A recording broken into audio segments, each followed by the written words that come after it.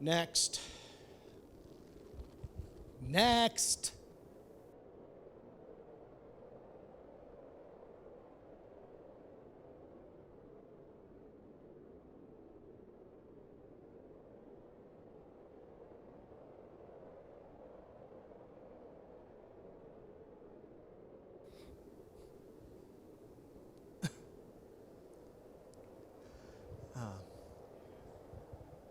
Hi, my name is Tony Didier, and I will be singing a selection from Guys and Dolls, Luck Be a Lady. They call you Lady Luck, but there is room for doubt. At times you have a very unladylike way of running out. You're on this date with me. No. Oh. Let's not quite my song here. Let's what else you got? Try something else. How about Surrey with the French on top from Oklahoma? No, I'm going to need something else. Something snappy, something upbeat. Well, sir, that song is upbeat. You got anything by, I don't know, Anne Murray or Trini Lopez or something? Anything. Wow me. This is no good. What do you got? Can I have just a second?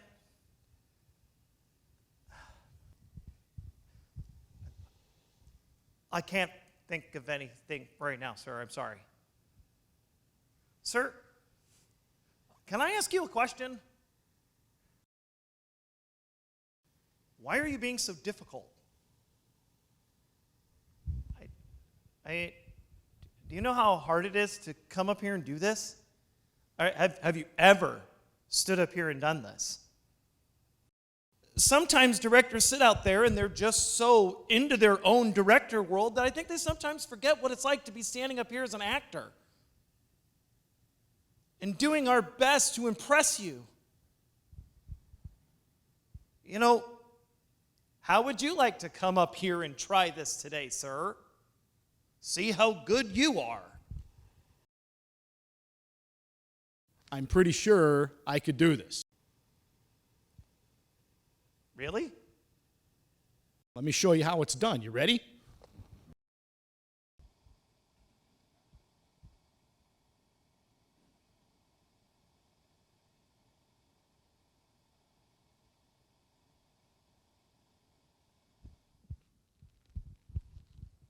Thank you.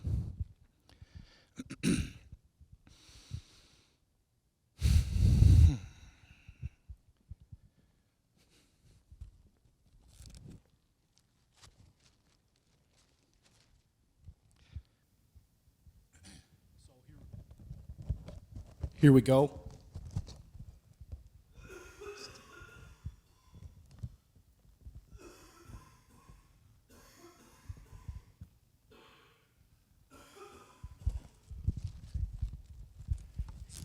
right.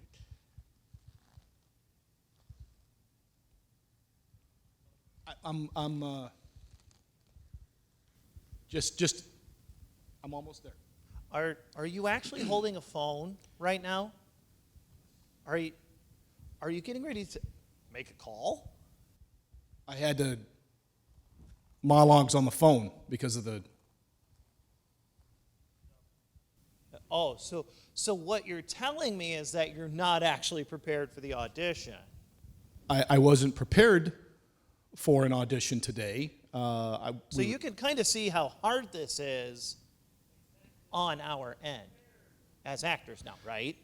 Can I give you When you have just a director that's being completely and totally Can I get the reading belligerent, out and you not and we can kind, talk a little bit about that then? kind of disrespectful to our time when we Okay, come then I'll in get into it. prepared Sir, you ready? with what was asked to be prepared, and then yeah. I don't want to see you. I'm so mad at you. I always was on Okay. your side. Okay, no. What? What else do you have? Something else different? Okay, I got another one here. How about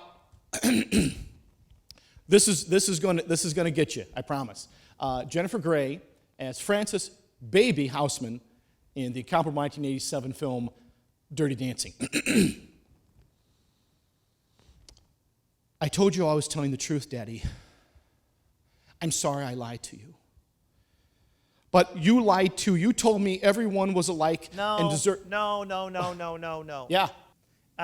Yeah, something snappy. I think that's what you told me, right? Something snappy. I want something upbeat. Got something from something peppy. John Wick 4. Does that help? More of an action sequence, though. It's pretty tough being up on stage. I guess I never really thought about that. That it was more difficult being up here, being an actor, and trying to take direction. Oh, speaking of, today we have on the podcast Mr. Tony Didier. He's an actor of quite a bunch of acclaim in the end. He's done Broadway, and he helps out kids doing plays. He's a good guy. Hope you're going to like this podcast. Stay tuned, everybody. Anyways.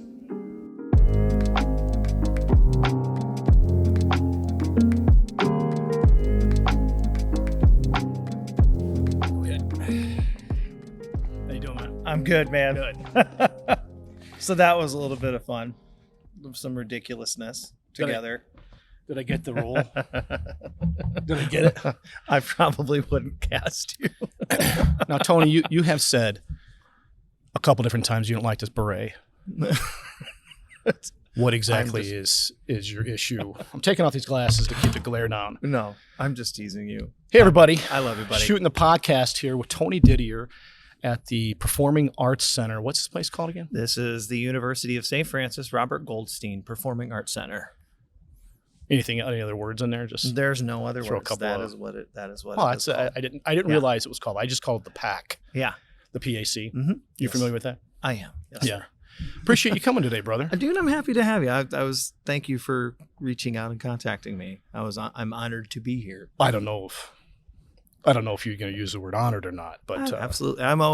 Anytime I'm given an opportunity to speak on something I'm passionate about, I'm always humbled and honored that somebody would think to ask me. So I would thank you. think to Yeah, so- ask you. Yeah. So just I've thank you for known asking. you for what good 10 years now. So I think that's probably about right. You're Yeah. a friend of my wife's. Yeah. You never dated though, right? No, I never dated just- your wife. No. I don't know if I've ever asked No, that. we've just known each other since we were kids. Grew No. up in the same neighborhood. Smooching or anything. I should. No, absolutely. Might as well get it out now. I don't. Just giving you a chance to air your grievances if she was broken heart you or anything like that. No. But but your wife and I have been, Erin and I have been friends since we were kids. Yeah. And we met. I don't actually know the first day we met, but our daughter Etta was doing a play, and had done a couple of plays with you. And that's kind of what I wanted to talk to you about. Is that you're known to be some kind of actor. Usually, you play the actor, the hardcore drug addict, the ne'er-do-well, the bum, the hobo. That's usually isn't that your forte when they say, "Hey, I need a bum that sleeps in a train car." Well, top of mind. They come in and say, "Top of mind, right here." yeah. Didier. I have played a bum once. It was for a scene in a show. I was in Little Shop of Horrors with Summit City Music Theater, and I was a bum in the very opening scene. And then in that show, I ended up playing 8 other characters throughout. So What? in that show, I don't remember yeah. there being a bum. I've At seen the that. very the movie beginning. or the no, the play, the actual stage musical of Okay. Little Shop of and there's a Horrors. bum. Yeah, well, there's a couple Bum of number bums. 1 and Well, 2. you have at the very, very beginning of the show. There's a group of all of the actors come and sing a song called Downtown, and you're introducing the show. And so, but I was actually cast as the dentist in that show. And Oh, I love that role. but in the actual stage production of the show, if you are cast as the dentist, then you play like 8 other characters in the show. And so I was the dentist, therefore I was all of the other little ancillary characters throughout the whole of You the played show. 8 other characters because In one monetary issues. No, because that's the Economic way the choice. show is cast. So if you were in Little Shop of Horrors and you get cast as the dentist, you're also getting cast as the other like 8 ancillary characters. And then you get your SAG card or something like that. No. Why is it so? No. Why is it so hard to? You Yeah. got to play 8 characters. That seems like a lot of load.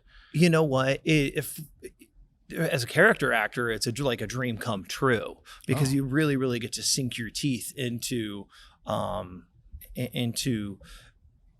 so many different characters, and for me, when I'm playing a role, it's about how am I speaking, how am I moving, how am I standing? Is there a dialect? Is there an accent? Is there a region that I'm from? And so playing a character in a show where obviously you've got the dentist, and anybody that's seen the movie knows like the Steve Martin version of that. Bill Murray, and he's a horrible person, would be a sadist, correct? Yes. Okay. And then the other, then the other characters is you're a customer coming into the store to talk to Seymour, or you're, somebody trying to take advantage of Seymour and get him to sign because you want Audrey to do, to. Did you also play Audrey too? Because I could see you playing a plant. I did not. If anything, I did not. That I know you well for Yeah. is vegetation. Yes. You could play that role like as best as anybody. Yeah. And oddly enough, when I said that, the green lights in the theater went straight on you. And all of a sudden, serendipity. I think you should more. You should start focusing on vegetable-based roles at the most. How long have you been in acting, by the way? Well, I have been in acting. I would say the first show that I ever did was in the 3rd grade at Most Precious Blood Catholic School. It was a Christmas program called Christmas All Over the World, and kind of funny. I really do need to stop you. So like in the intro, I appreciate that you said Broadway. I have auditioned for a Broadway show, but I've never been on Broadway, so I'm letting everybody know that. Well, you don't need to clarify. Yeah, so I'm clarifying that now but you did win an Oscar. Yeah, that would be like driving a Mustang and putting that it's a GT 500 and it's actually a V6. So like I'm not going to make that's still very misrepresentation. It's still very. But no, I have auditioned for a show on Broadway when I lived in New York for a short period. What was it? So I auditioned for Jersey Boys actually. Really? Mm-hmm. Yeah. You big falsetto. Big boys don't cry. Big girls don't cry. Yeah. Big girls. Yeah. Big girls don't cry. Yes. Or did you do the Joe Pesci? No. Actually, when you audition for a show, you do not audition with the song from the show unless they're actually requesting that you sing a number from the show. So if you're going to go, let me back up. And I'm going to go forward on that. Back to 3rd grade. First of all, I need to get the fan. Okay. So back to 3rd grade. You wanted to know about that. Okay. So you want to fan yourself while you tell me the story of your life. So as I tell you the story of my life, I started acting in the 3rd grade. No, so in the Bronx, apparently. In the Bronx, yeah. So at Most Precious Blood Catholic School here in Fort Wayne, they did a play called Christmas All Over the World, and my very first show I actually played. They talked about so that's what it was, Christmas All Over the World, and I was a puppet that popped out of a toy chest, but I was I was introducing Boxing Day in England, and I was the Canadian stuff, the sport of boxing, So that was just my little part, and then. The next year when I was in the 4th grade, I was in The Sound of Music, and then who'd you play? I was Friedrich. I was the eldest son. Oh, I think it's and the sun has gone away. Was it Soul or that would have been you didn't play the youngest one. Gretel. I don't remember. Yeah. What was the guy's name that ratted him out? It was like George or Rolf. You didn't play Rolf? No, it was not Rolf. No, I was because I was only in the 4th grade. I was far from being 16 going on 17. Technically, he was 17 going on 18. Was there anybody 16 or 17? Yes, PB at the time. No, but being at elementary, middle school. You understand. You try to magic cast things as best you can. So yeah. So you tried out for Jersey Boys. Yeah, well, I did. This is years ago. It was probably what song did you sing for your training? I actually sang Broadway. The neon lights are just as bright on Broadway. Al Jarreau?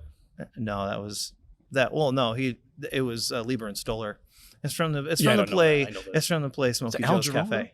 So, but Broadway. So there is I don't know. I don't know. I don't know either. Yeah. Quite honestly, I love that song though. Mm-hmm. I grew up with that. I was Yeah. born in 1970, so I grew up with all of the great stuff. Yeah. Except for now. No. I could leave all this crap alone right Yeah. now on the music.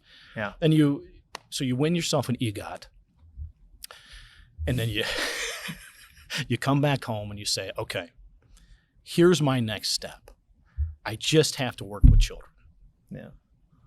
Well, Nobody. it's kind of interesting.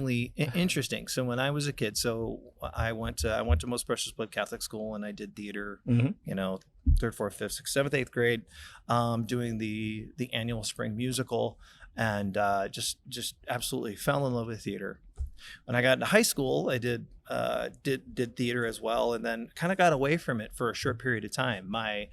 For about 2 years, I didn't do any theater, my sophomore and junior year in high school, and I was only in instrumental music.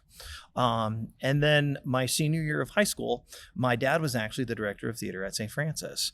Really? And he Jim Didier. actually, my dad, Jim Didier, yeah, he was the director of theater at St. Francis. It was SFC at the time, St. Francis College, but and he had an actor drop out of the show that he was directing, and so he said, "Hey, Tone, could you come and play this part for me?" And I was like, And "Yeah, that's sure." because So- of the severe amount yeah. of nepotism in your family. no need for an actor as soon as possible. or was that? Yeah, and so I stepped in, and that's what got me back into doing theater again. So it kind of like this 2 years that I didn't do anything, and from there it was just kind of like I got back into doing shows again. I attended St. Francis. I attended from 96 to 2000 and did a show every year, and that's when I kind of got involved in doing shows at the Civic Theater. And so I've done a lot of community theater. But when I was a kid, I remember always saying, someday it'd be so cool to come back to Precious Blood and be the director of theater. And so fast forward years and years later, and moved to New York, and I was only there for a very, very short period of time, and did an audition, and just needed to come back home. And so when I got back home, I was contacted. There was a couple of teachers at Precious Blood that were directing the theater, and they were just needing some help. And so I came in and I helped out with Bye Bye Birdie. And the next year they said, "How would you feel about taking over as the director?" And I said, "I would absolutely love taking over as the director." And so I ended up taking over as the director. What was the first play that you ever thought of doing at PB? Well, PB's just down the road from St. Francis, about a mile. Mm-hmm. Yeah, and that is my parish. It's where I've gone to church most of my life. Your dad's played a lot of guitar and piano there. Yes, my dad was the Many music director there for, I'd say, close to 35 years. I think sounds Dad about was- right. Yeah, He yeah. just retired a couple years ago. He retired a couple of years ago. Yeah. Yeah. And So what was the first one you did? You come into PB and you say, "Okay, I'm gonna rock. I'm going to tear the roof off this place. Oh. I'm going to come in and I'm going to do something that just no one's ever seen before." So I ended up co-directing, so that the first year I took over as the director, I co-directed with one of the other teachers, and we did Music Man Junior. I'm sorry, what was it? Music Man Junior. Music Man so Junior. a junior production of. He had a son? The No, Music Man had no. a son? So in theater they've created, and it's very, very smart thing that most of the licensing companies have done. I mean, back when I was doing grade school theater, we were still doing the full book musical. Like when I was Tevye and Fiddler on the Roof, it was Fiddler on the Roof as you'd see on Broadway. Nothing cut out of the script. It was the whole 3.5 hour show. I mean, it was huge, and we were kids doing this. But they've gotten very, very wise and recognized that, you know what? We need to pare these scripts down. We need to shorten the songs. We need to synthesize the dialogue and make the shows shorter. And you can still tell the story. And so They took out so if I were a rich man. you by can Tevye, never just take get that rid of song out. No. Get rid of that song right now. No, you 'cause could no never one take wants that to song hear out. that tripe. And Yeah. that musical Yeah. car crash there. Yeah. I love And that like, song. why did they put this love song in that show? No, it's that song. absolutely You brilliant. get the, Yeah.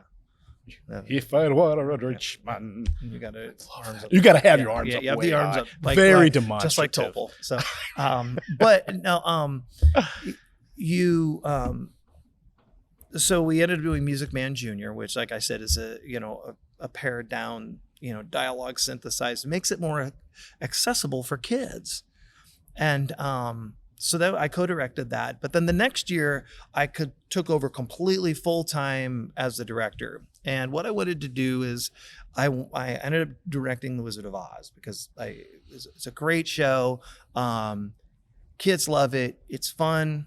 I feel like in a way it's very accessible. So in those the two kids. songs in Music Man Jr., you got rid of 76 trombones because you got to get that one out of there. Oh, absolutely. That's Why would you garbage. sing 76 That trombones? is the worst. You can't bring in the band behind you with the march. You can't No. do that one. And with Wizard of Oz, I think they cut Over the Rainbow, right? For the Wizard, Absolutely, Wizard of Oz because Jr. you don't need it in and the show. And the at all. Jumble Bugs. What was the Bugs one?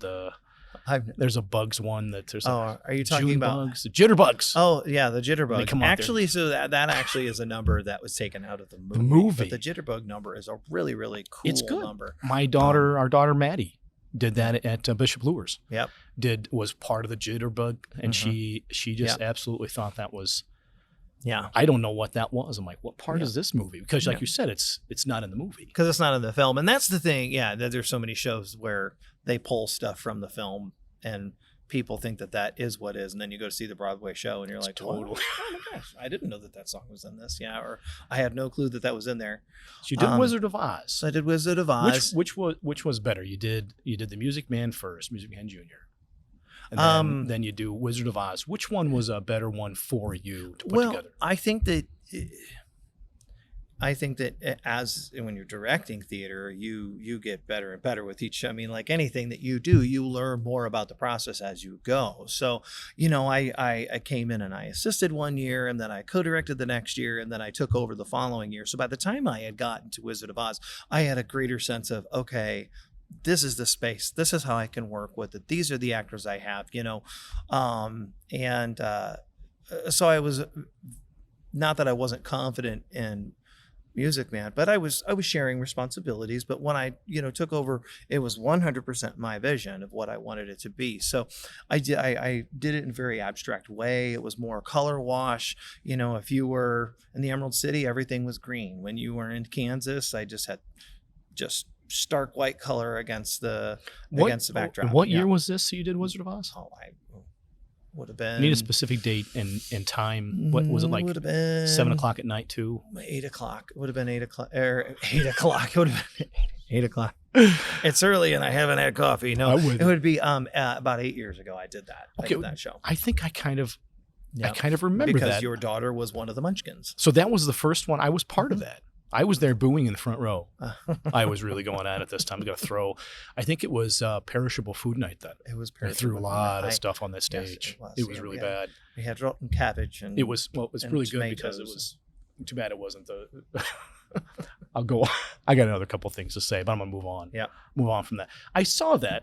Didn't you paint the whole front of that, like the stairs going down? the stairs. We made the yellow brick road. Yellow brick road. Yeah, and so we just had to play. We played a lot with space with the kids coming off Did you stage. have some and kids of your own in that? I Was there a heavy did. nepotism in that as well? Not at all. You Not had, at all. Who? You've got what? 30 kids. No. Who was all in that? My daughter Faith was cast as the Cowardly Lion. That's right. And then my son Evan was cast as Uncle Henry, and then he got to be one of the witch's monkeys. He was one of the flying monkeys. Wasn't Uncle Henry also Tin Man? What was no, the other? No, Wasn't it the other gig of that? No. Like in Uncle the- Henry is not. The Tin Man is the Tin Man. Who's Uncle So- Henry in the movie then? I don't. Uncle Henry's Uncle Henry in the movie. Did you just No, make it's up the a three- character you're to thinking get your of the son in three- there? You're thinking of the three Yeah. farmhands. That No. end up being the Cowardly Lion, the Tin Man, and Scarecrow. And the Scarecrow. Yes. Who was the other guy? I don't know that one. There wasn't. There was only three. Who's Uncle? Would you say Uncle No, Henry? Uncle Henry. Uncle Henry is Dorothy Gale's uncle. Annie M. and Uncle Henry. And they're not in that movie, well, other than the beginning of it. Well, they're in the very, very beginning in Kansas, and then they come back at the very. You very gave end. your son a one shot and a monkey. I didn't give anybody. I just, and I'm never as a director. You don't give roles. Roles are You earned. try it out. Yeah, he tried out, and they, when you're casting a show, I mean, obviously everything we did at the beginning was very, very over dramatic and is not really. That's how I know it to be, Mister. not how things really As a would director be. of anything, Yeah. that's how I you play. know, so we were just playing around in the beginning, but no, like but when you're casting a show, you're casting a show that is, you know, based off of the talent that you have there. It's, you know, and you know, for me, it was never about, you know, oh my gosh, my daughter is an 8th grader and she's going to be Dorothy. You know, it's that, no, we had a young lady that came in that like was Dorothy, and Faith she was the perfect choice to be the lion. She And was very charming in that. yeah, I think we talked about that a long time after she did a that. wonderful job. And so, you know, in casting, it's important to always remember that, you know, is that you cast the best actors in the right roles. And sometimes it's very, very interesting because you could have quote unquote people think is the best actor, and you're like, well, that person has to be the lead. Well, no, that person doesn't have to be the lead. That person needs to be in the role that they are best suited for. You know, and so I always made that a point to, it doesn't matter if this is an 8th grader or if I have a 5th grader, I have a 6th grader. If I've got a 6th grader, you know, and I'm in middle school theater, you know, I think a lot of people will think that, oh, the 8th grader is going to get the big part. Well, the 8th grader is not right for the big part. I'm giving the bigger part to the 6th grader. If that 6th grader is perfectly, you know, is going to execute that part. So you don't mind crushing that soul and heart of youth. It's not, but that's not crushing. What it is it's teaching. That is teaching this person. When casting a show, I think that, you know, there's this idea that, oh, well, I've been doing this longer. There's this seniority, and then there's this sense of, is it hard for a child if they don't get cast in the role that they really, really wanted to be in? Yeah, it hurts your feelings. But you learn something from that. And in the point of, you know, teaching theater at a young age is that you're teaching that you don't always get what you want, or maybe you didn't prepare well enough, or maybe that it's not that you didn't do a good job. It's just that somebody auditioned better or somebody was right for the part. And that was something that I always taught to my young people, is that you need to understand and you need to trust us as directors. Because sometimes I would cast kids and they would be like, I can't believe I got this part. Why did I get this part? Because it's, look, I've been doing this a long time and I see something in you that you don't necessarily see in yourself. And it's giving that child an opportunity to discover something about them that they didn't know that they had. What is that? What do you when you're up there in someone's any role, they walk up and what are you looking for? So you got a kid that comes in, probably never done this too much, I would think, or at all. Mm-hmm. They're doing this on a whim. Sounds like fun, something I want to do, kind of like what you're talking about when you were a kid. Come in and start doing 3rd, 4th grade, mess around with a couple of plays, and they come up on stage. They don't know what you want. They've never done this before, and they come up and do something. What do you see? What is it that you see in one of those kids and thinks, that person can be a Scarecrow. This person could be a Dorothy or an Annie. What do you see in that individual person that says to you, yes, no, yes for this role? Preparedness. Yeah. Which is one of the things that we talked about, that we were playing around with earlier, you know, being prepared. You know, you have a young person that says, okay, the director says that I am supposed to have 16 measures of music memorized. It needs to be from a Broadway show. I'm looking for something peppy and something that is a song that is in the likeness of something you would see in Wizard of Oz. Maybe not. You know, I don't want every kid to come in and sing Somewhere Over the Rainbow, but something like that. They come in and they knock it out of the park. Beautiful vocals, and they're demonstrative in their singing, and you can see the ability in them. You can see that there's ability in them. Now, you might come in and you might have 4 Dorothys, right? Mm-hmm. You know, but you're like, I can't cast all these 4 Dorothys, so what am I going to do? I'm going to find other parts in the show that I think that a quality that I see in this young actor that I think that they have the ability, we can help them find that. Sometimes it's the fact that they care, they have heart, they're showing all of this passion for it. Like, I want this so bad. When you see that wantingness to, like, I want to do this and I'm going to give everything I have. that's hard. That you got to work really hard to get that out of somebody that doesn't have it. Those passion. kids that have the passion, it's like like, oh my gosh, that in and of itself lets you know that this kid is going to give everything to this because it means that much to them. That's awesome.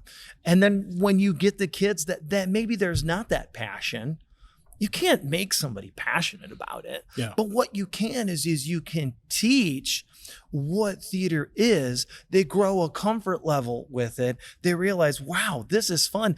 And it's amazing. After I would get a child in the 5th grade, 6th grade, they grow a little bit. And all of a sudden I got this kid that I'm crying at auditions. You know what I mean?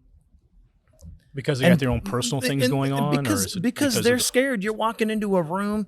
Do you know how many kids I've had break down in tears? Really? And Just I've from had the to calm pressure down of that? because the pressure of it. Because you have to think standing in front of 3 adults and I'm going to sing a song for you. And that's scary. That's tough. That is scary That's for tough a at my young age. person. And so when you have a young person that is that level and you watch the next year, they're still a little bit, but they had a year in the ensemble and they grow and they're a little bit fearless. I had a kid that barely spoke for 3 years. His 8th grade year, all of a sudden this kid is speaking part and doing the choreography full tilt because he had grown so much and gained so much confidence from doing theater. You know what I mean? So it's Really? finding those kids that you can see, like when you watch that happen in a young person, when you watch them not be afraid anymore and you see the confidence come and they're like, and all of a sudden they become the leaders. And it's like, no, I'm the locomotive and hop on the train because this is where we're going. Yeah. It's so amazing to watch that happen because the kids that are passionate, man, they're passionate. You're fine tuning their skills as young actors. The kids that maybe aren't as confident, you're trying to help them find that thing within them that is in there because there is nothing to be afraid of. And can you get that out of them though? The kid comes in, and I've seen a lot of these. I started doing some set stuff with you For Annie. Our daughter Etta was in that, and I don't know if I probably told you the story. I'm thinking that she was so just hell-bent on getting Annie. And I told her, you're not going to get it because you don't have curly red hair. You're out, kid. Just from there alone, there's no wigs. You can't, has to be, you're a purist, as we've talked about when it comes to theater. So she came in and she goes, well, they have Annie. Now, I knew talking to you kind of around that time, you kind of had your mind up about who was going to play what and such or whatever. And she was sick that day.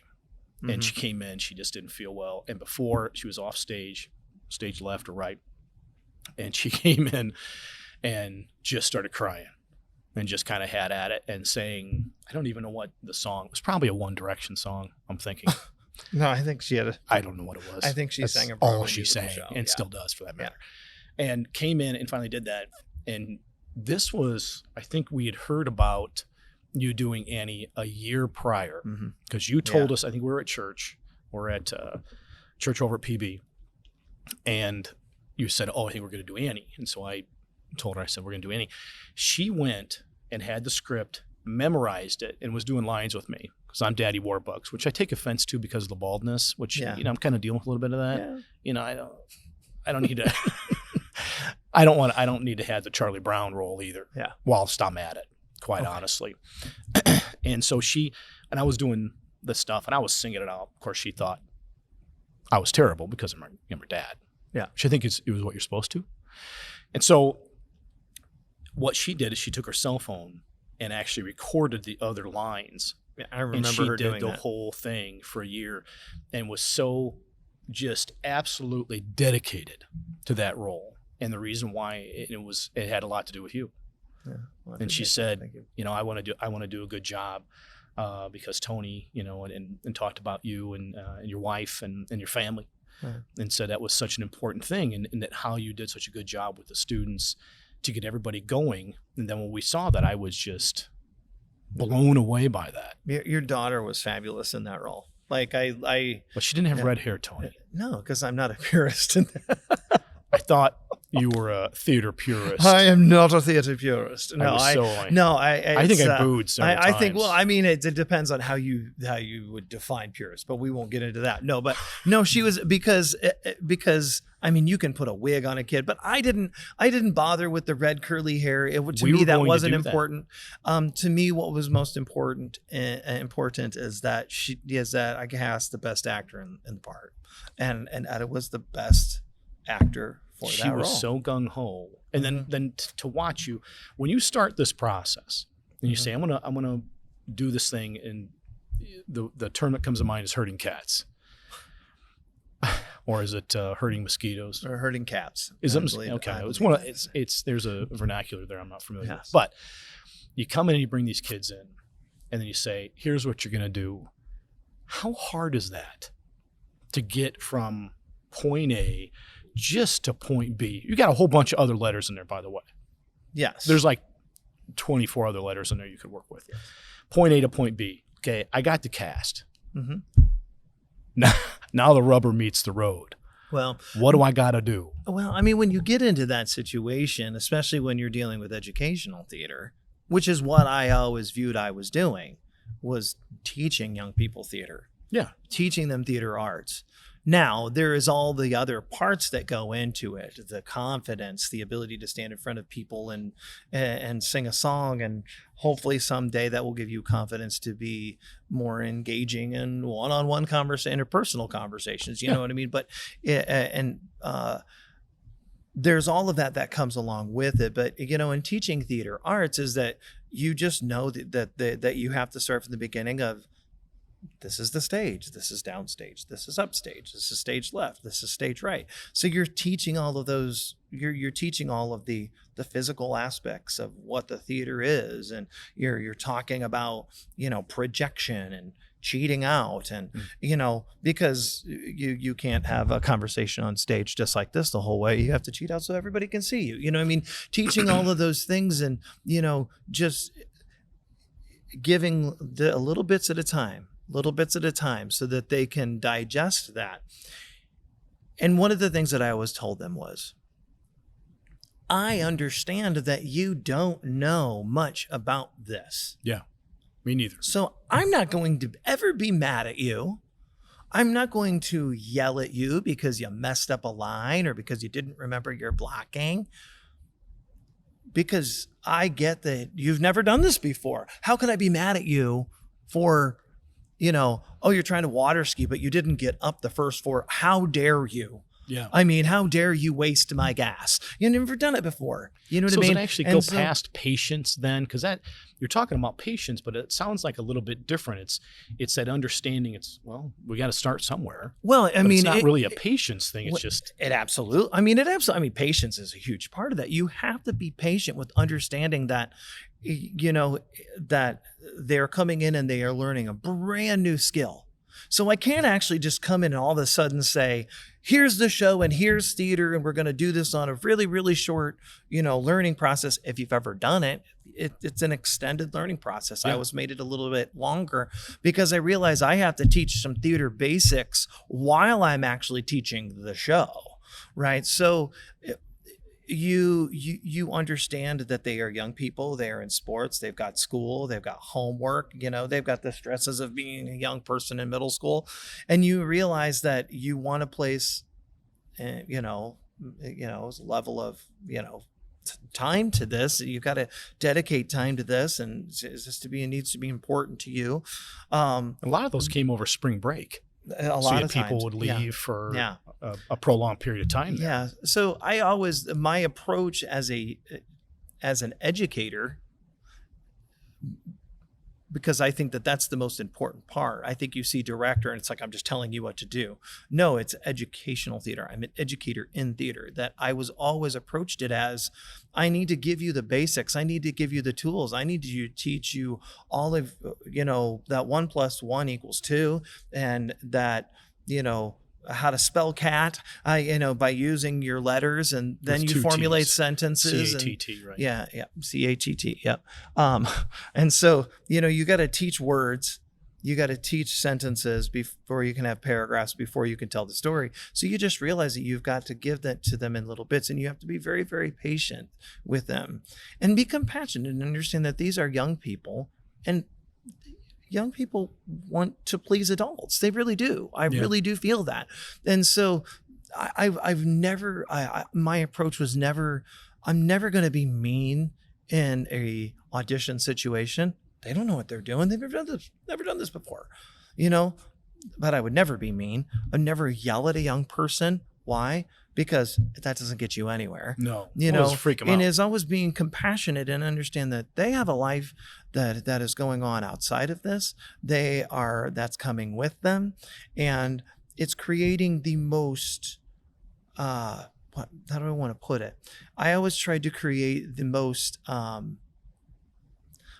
welcoming learning environment possible, that you feel comfortable in this space to express yourself. I always say there's no bad choice in acting. There's only choices.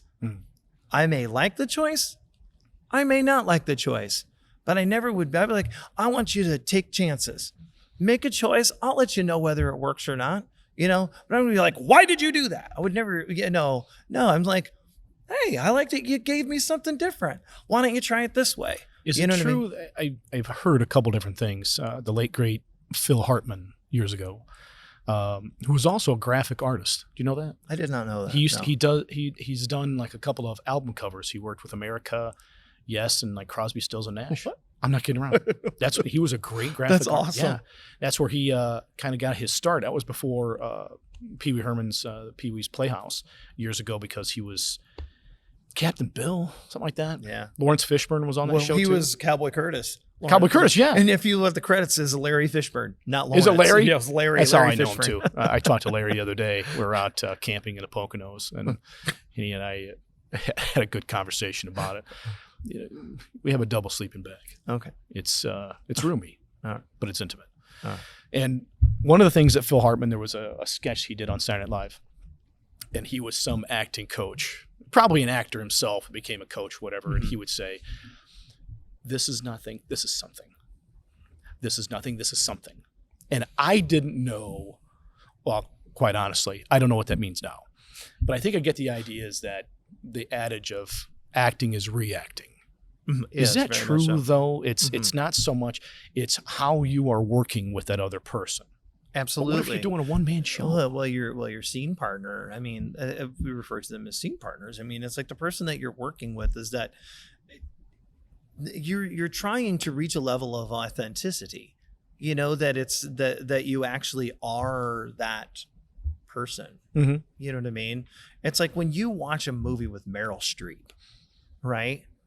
You're never like, I mean, obviously you know that it's Meryl Streep, but Meryl becomes the character that she's playing. There's at no point in time, you know it's a movie, you know it's made up, you know it's imaginary, but yet you're still emoting the same. Why? Because Meryl makes you believe that she is who she says she is, right? Really and so Devil Wears Prada, you could almost be scared of that. You're like, man, this woman is awful. But then you see other shows and you see she's her wonderful. and other shows and you're just like, I absolutely love you. You know, I always say that like the greatest compliment, like whenever, like if I've ever been in a show and they're like, man, I absolutely hated and detested you. Right. You were an awful person. Good guy. And it's like, if you have the ability to go there and you could take the audience on that ride, you're like, I did my job. Is that hard to play a bad guy? I'm thinking about there's certain actors who always play bad guys.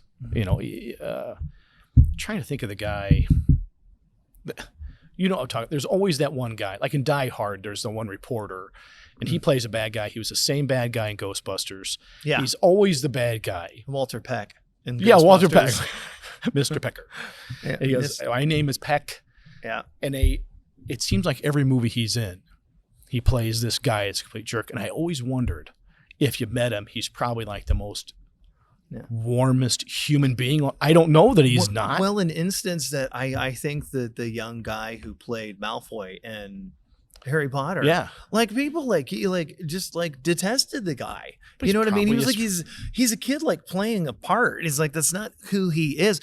But you believed it so much that this is who he was, and that he was this horrible, awful, Same awful thing about person. Game of Thrones. That yeah, was Joffrey. What was his name? Joffrey. The young guy, the young kid that played, and King they Joffrey. loved him. The cast just were. Yeah, when he just finally a great was killed kid, off, but they but the world loved hated him. The world hated but the him. world hated his But guts, and I don't know if I've ever seen him in anything else. Yeah. But and I don't know. And I may actually have I may have this quote slightly off, but there's and it is there's a gentleman by the name of William Esper, and William Esper had an acting school in New York City, and I have his book. His book is amazing. But one of the thing, and he was trained in Meisner technique, which is reactionary acting, and so.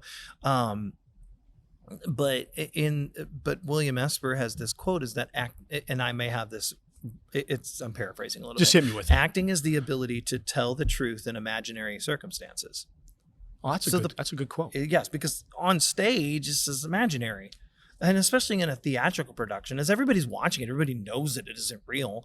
They know that they are observing a play. But I'm still trying to become that character because that's what makes it believable. That's what allows you to emote. So this imaginary circumstances, but I am making you believe that it is the truth. And so that's what I always try to instill in my young actors, is that it has to be from here. We want authenticity. We don't want, pardon me. You all right? These old theaters are dusty. So no, excuse me. But you want your audience to buy in that what you're delivering is the truth, that it's honest, that it's not, you never want to just be like a caricature of what this character is supposed to be. Because people will know. Yeah, people see right through it. Yeah. I want to feel something, And I don't want to feel like what I'm watching is just like, oh my gosh, it's like they're just being caricature. Yeah, there is spaces for that.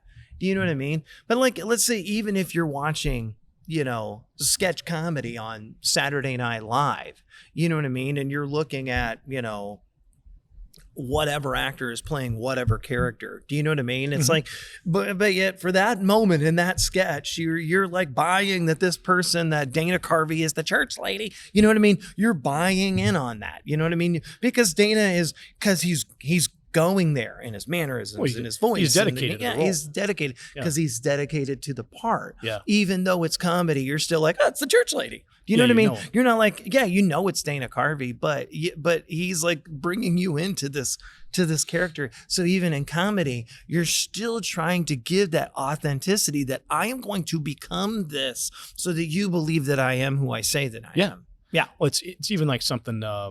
Was it Will Ferrell said that he ruined Christopher Walken's life because of the whole I need more cowbell. I need more cowbell. Because it was instantly recognizable, but I think Will Ferrell won a writing award for that sketch. Oh, did he? Yeah. It was some like Mark Twain, I think, award. I think it was. And he won an award for writing for that. And I didn't even know that, you never hear on SNL who writes those sketches necessarily. I mean, Tina Fey maybe. Yeah. But a lot of people. Yeah. They said, I'm sorry that ruined his life, because now it's every time you see Christopher Walken. He was in Deer Hunter. He's been in a lot of great movies. Oh my gosh. But he's known for got to have more cowbell. Yeah. Which I don't know if that's necessarily good or bad. Yeah. Hey, brother, it's been informative. I appreciate you hanging out with us and doing our little ridiculous thing here this morning at this fun. Great theater. And special thanks to Deb and Evan today. Evan, the smoke was incredible. Deb, your performance was second to none with the uncaring stagehand, which I think that'll be credited here at the end. I have one follow-up question. Yeah. Well, I actually have two. You talked about being the Jack in the Box in Rudolph the Red-Nosed Reindeer. Is that what you were saying earlier? No. Can you say, nobody wants to have a Charlie in a box? No. Can you say that one? I can say that line. It's one of my favorite lines. You had your chance. Nobody wants to play with a Charlie in the box. My last question is, before I let you go, because I know you have other responsibilities. Otherwise, you're going to do PTO, I think, from what you were saying. Why don't you like this beret? What problem do you have with a mustard beret? Is it jealousy? Because if I could hit jealousy and have that green theater light on this, it'd be, dang it, it's not happening. Blue. So I'm going to get you one for Christmas, I think. Jealousy. Are you going to put that one on? Do it. This is a moment of we're going to see who wears the Who wears it better. better. If it is Eric or is it Anthony Didier. So Oh, see this. in all my Frenchness. See, you've got more of the flop in the front. I went more with the Christo look from Truman Show Okay. at Harris, where it's kind Yeah. of pulled back like this. Oh, okay. That's exactly why I bought this. That's like I'm not kidding you around. actually bought these. I bought He bought the these. I folks. own He and I bought wear these. them all the time. Ask Erin. Ask my wife, and I will ask she's Erin. she's supportive about it, which I don't know. It's kind of one of those just letting me do stupid things, which is what she does. But I went with the Christo at Harris look. Yeah. But yours looks good that way too. Yeah, I think it's John, what do you? I believe Evan. Okay, you guys. I believe it who is wears the Frenchman in me. Who wears it better, me or Tony? Tony's French. Well, I have a lot of French in my bloodline. So do that's you? Probably Because what is it Didier or is it Didier? What proper pronunciation would be Didier? You did nail the Truman Buck style. Am I though? It's really Christo. Evan, you know? Yeah. Is Deb still out there? Who wears it better, Deb? Commit to one. I didn't get a mirror, and I think Eric. Oh, and did. I did.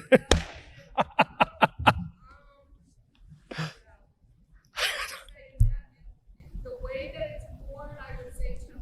Oh, boo, boo! None of you know anything about berets, which is probably a good thing. Yeah. brother. Thank you so much, man. As always, I appreciate thanks it. for playing around with us Thank today. Hey, thanks, folks, for joining us on the podcast today. Stay tuned for another episode in just a little while. Have a good night, folks.